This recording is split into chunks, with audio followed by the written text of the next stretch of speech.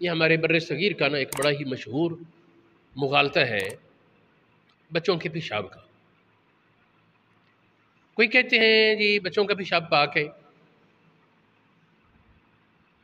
کوئی کہتے ہیں جی اس کا کوئی حرج نہیں تخفیف۔ عوام میں بس اتنا بات یہ مشہور، حالانکہ ایسا کوئی مسئلہ نہیں۔ اجماع امت ہے کہ بچوں کا پیشاب، اجماع امت ہے کہ بچوں کا پیشاب بھی پلید ہے۔ اس میں بعد کی اختلاف کی جو روایات ہیں وہ غلط ہیں، کسی کا اختلاف ثابت نہیں۔ اب یہ بات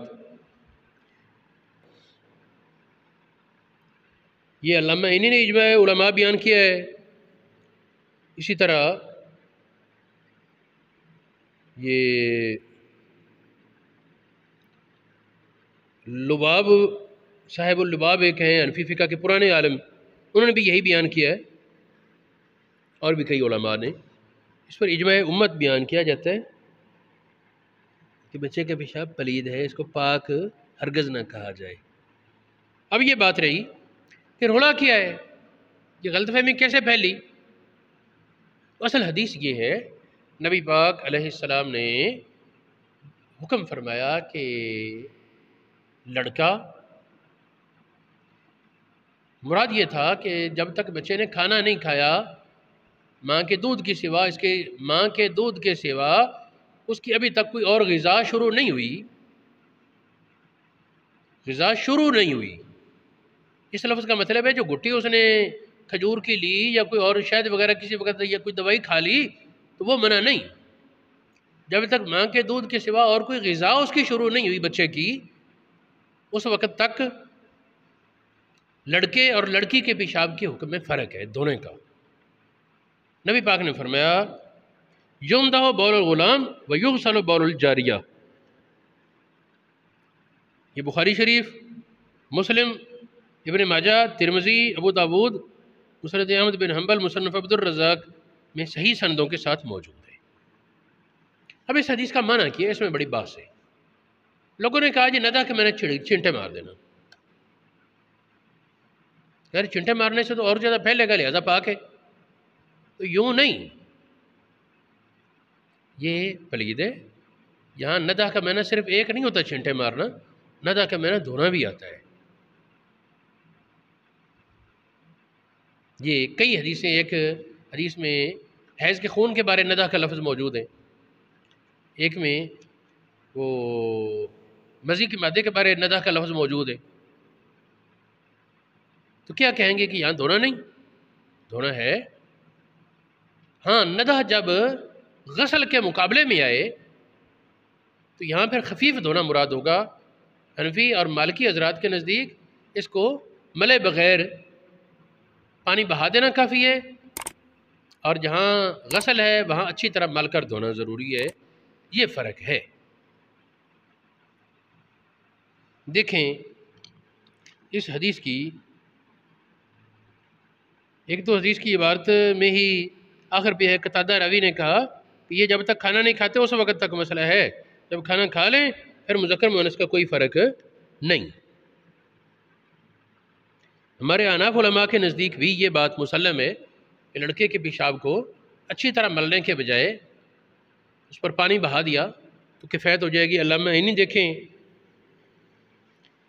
اسی طرح اور بھی کئی حضرات نے یہ صاف لکھا ہے۔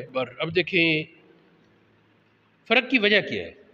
اس میں بہت سے اقوال تھے، لیکن جو بات اساتذہ سے سنی تھی وہ مجموع البحار میں لکھی ہوئی ملی، وہ یہ ہے الفارق بین الصبی والصبیہ، لڑکے اور لڑکی کے درمیان فرق کی وجہ کہ لڑکی کا پیشاب اس کی مزاج میں برودت وغیرہ کے غلبے کی وجہ سے، ظاہر اس نے آگے چل کر ماں بننا ہے، اس کے ہر مہینے اتنا خون کا سلسلہ، ظاہر ہے کہ مرد تو اس طرح برداشت نہیں نہ کر پائے گا۔ عورت کی اندرونی مشینری مرد کی مشینری سے الگ ہے، تو عورت کے جو سسٹم ہے اس میں یہ مادہ گڑ ہے پیشاب کا، یکون اغلظ ان بولها بسبب استیلاء الرطوبة والبرد على مزاجها یکون اغلظ انتن، اس کی بو بھی زیادہ ہوگی اور گاڑھا بھی ہوگا پیشاب اور لڑکی کا. ولیس ذالک، یہ نہیں فرق کی وجہ کہ لڑکے کا پیشاب پاک ہوتا ہے، ایسا ہرگز نہیں. علامہ نبی نے بھی اس پر اجماع بیان کیا ہے.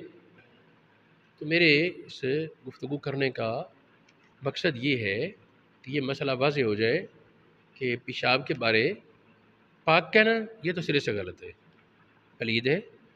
لڑکی کے پیشاب کو تو اگرچہ ایک دن کی مل کر دھویا جائے تو پاک، اور لڑکے کے پیشاب میں بہت سی حدیثیں ہیں، اس میں پانی بہا دینا کافی،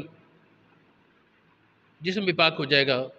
کپڑا بھی، ایک بار حضور علیہ السلام لیٹے تھے، آپ کے سینے پر آپ کے کسی شہزادے نے پیشاب کر دیا.